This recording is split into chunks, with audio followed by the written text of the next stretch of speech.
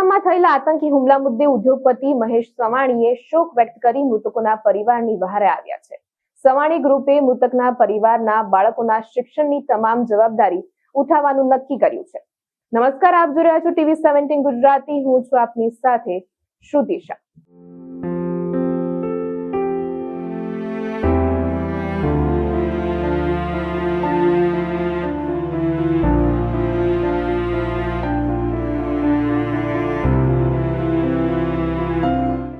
જમ્મુ અને કાશ્મીરના પહેલગામમાં થયેલા આતંકવાદી હુમલામાં 26 નિર્દોષ પ્રવાસીઓએ જીવ ગુમાવ્યા અને 20થી વધુ લોકો ગંભીર રીતે ઘાયલ થયા હતા. આ ઘટનાને લઈને પીપી સવાણી પરિવાર આ શોકગ્રસ્ત પરિવારો પ્રત્યે સંવેદના વ્યક્ત કરી આ ભારે દુઃખની ઘડીમાં તેમની સાથે ઊભું રહ્યું છે. પીપી સવાણી પરિવારના મહેશભાઈ સવાણી આજે જાહેર કર્યું છે કે પહેલગામમાં થયેલા આતંકી હુમલામાં ઘરના મોભી ગુમાવી ચૂકેલા પરિવારની સાથે પીપી સવાણી પરિવાર ખભે ખભા મિલાવીને ઊભો છે. પહેલગામના આતંકવાદી હુમલામાં ભોગ બનેલા પરિવારના બાળકોના શિક્ષણની તમામ જવાબદારી અમે ઉઠાવીશું. આ પરિવારના બાળકોને જ્યાં શિક્ષણ મેળવવું હશે અને જે બાળકોને પીપી સવાણી શાળામાં કે એમની યુનિવર્સિટીમાં ઉચ્ચ શિક્ષણ મેળવવું હશે તો અમે તેમની તમામ રહેવા જમવાની તથા શિક્ષણ સહિતની વ્યવસ્થા ઉપાડીશું.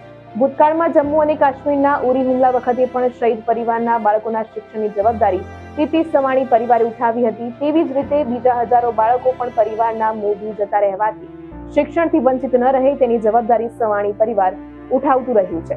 આજે દેશ આખું દુઃખી છે, વ્યથિત છે અને આક્રોશમાં છે. ત્યારે પીપી સવાણી પરિવારે ફક્ત એક વખત પોતાના સંવેદનશીલ સ્વભાવની પ્રતીતિ કરાવીને મૃતકના પરિવારના બાળકોના શિક્ષણની જવાબદારી ઉઠાવવાની જાહેરાત કરી છે. સરકાર સાથે સંકલન કરી આ પરિવારનો સંપર્ક કરવામાં આવશે. સુરત સ્થિત રહેતા શૈલેષભાઈ કળથિયાનું પણ આતંકી હુમલામાં મોત થયું છે. ત્યારે તેમના બંને દીકરા દીકરીના સપનાને પૂરા કરવા માટે પીપી સવાણી ગ્રુપ સહયોગી બનશે. 2 દિવસ પહેલા જમ્મુ કાશ્મીરમાં 28 લોકોને આતંકવાદીઓ દ્વારા મર્ડર કરવામાં આવ્યા અને એમાં અમારા સુરતના શૈલેષભાઈ કે જેમના સાથે અમારે 50 વર્ષથી પારિવારિક સંબંધ અને શૈલેષભાઈ પોતે પણ એક પીપી સવાણીના વિદ્યાર્થી. ભગવાન જે કંઈ પણ જે શહીદ થયેલા છે તેમને બધાને, એમના પરિવારને તેમને હિંમત કરવાની શક્તિ આપે.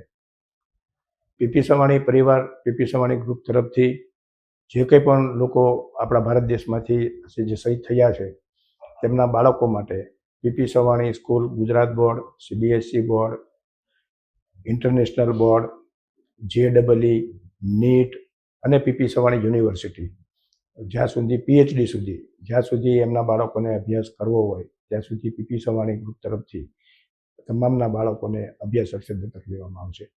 બાળકોને રહેવા માટે હોસ્ટેલ, જમવાનું, ફીસ, આ તમામ પ્રકારની સહાય જે એક બાળકને મળવી જોઈએ એમ એક વાલી તરીકે પીપી સવાણી ગ્રુપ આ તમામ બાળકોના વાલી તરીકે જવાબદારી લે છે.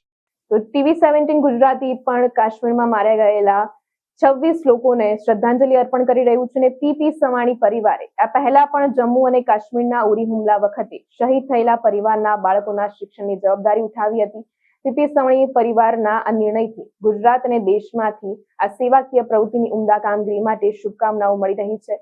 દેશ દુનિયાના સમાચારો અને માહિતી માટે જોડાયેલા રહો TV17 ગુજરાતી સાથે. નમસ્કાર.